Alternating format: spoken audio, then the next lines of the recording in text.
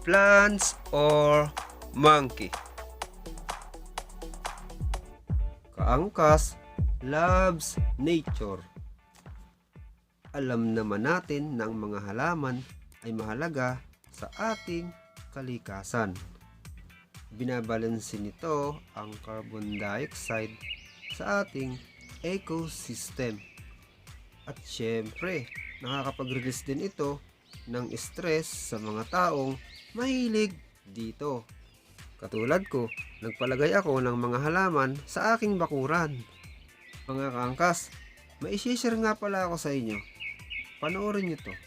Pero bago yan, huwag nyo pong kalimutan munang mag-subscribe sa aking channel, Kaangkas.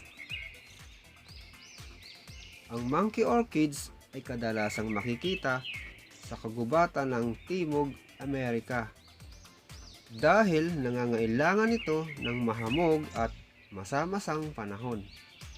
At kadalasan makikita rin ito sa matataas na kabundukan ng Scotland, South Ecuador at Peru. Ang ayos ng halamang ito ay hawig sa isang unggoy dahil sa kombinasyon ng iba't ibang hugis ng petals nito at disenyong kakaiba na ang Diyos lamang ang may sadya niyon.